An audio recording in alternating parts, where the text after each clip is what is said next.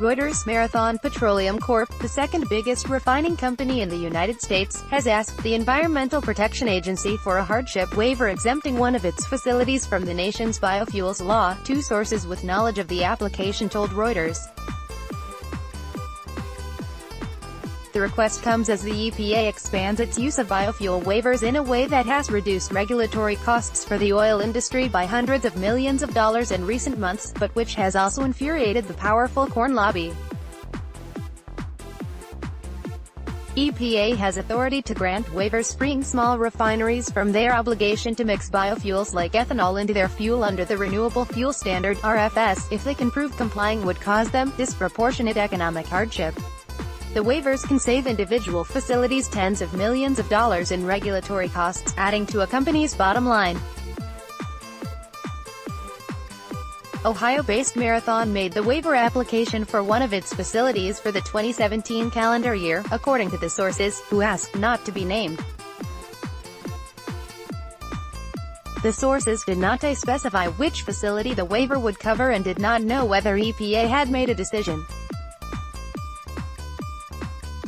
Marathon spokesman Jamal Kiri declined to comment, and EPA spokesman Jahan Wilcox did not respond to requests for comment. Marathon's smallest refinery is a 93,000-barrel-per-day plant in Canton, Ohio. While that plant has a nameplate capacity above the 75,000 barrels of oil per day threshold that EPA uses for small refineries, the facility could meet the criteria by operating at reduced rates. Refineries typically bring down units at least once a year for maintenance work, limiting production. It is also possible that Marathon made the request for a portion of one of its larger refining complexes, such as its Galveston Bay refinery in Texas, arguing that certain parts of the complex operate distinctly. Expanded program. An EPA source said earlier this year that the agency has granted more than 24 small refinery waivers for 2017 in recent months, a level that former officials say is about triple the number given each year under previous administrations. The expanded use of biofuel waivers under President Donald Trump's administration has been a flashpoint between the oil and corn industries. While refining industry representatives have said EPA is required to provide such exemptions to qualifying facilities, corn state Republicans have said the program is being abused in a way that hurts corn farmers.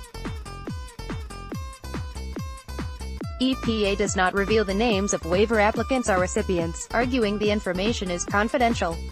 But Reuters has reported from sources familiar with the matter that U.S. refining giant Endeavor and billionaire Carl Icahn's CVR Energy were among the companies that had been granted waivers recently, showing EPA is willing to award exemptions to plants owned by big, profitable companies.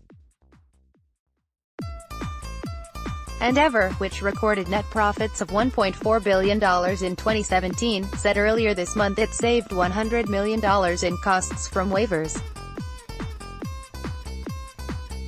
Majors Chevron Corp and ExxonMobil Corp have also asked for relief for smaller units, according to sources, though it is unclear if their requests were granted. Marathon, which owns 6 refineries and sells gasoline through independent retailers and its Speedway unit, booked net income of $3.4 billion in 2017. It recently announced it is buying Endeavor in a $23.3 billion deal that would make it the nation's largest refiner. This is the theater of the absurd. Marathon wants a small refinery hardship waiver at the very moment it is seeking to become the nation's largest refiner. Brooke Coleman, head of the Advanced Biofuels Business Council, said, "The federal government should be protecting consumers by scrutinizing mergers like this instead of handing out dividends to multi-billion-dollar oil companies seeking to monopolize critical energy sectors. Prices of the biofuel blending credits that refiners need to prove compliance with the RFS, known as Renewable Identification Numbers (RINs), have fallen to 5-year lows in recent weeks as the increase in hardship waivers has turned traditional buyers of credits into sellers. Marathon has long called for a legislative overhaul of the RFS to ease the burden on refiners but began investing years ago in terminal blending capacity to help curb its RIN expenses.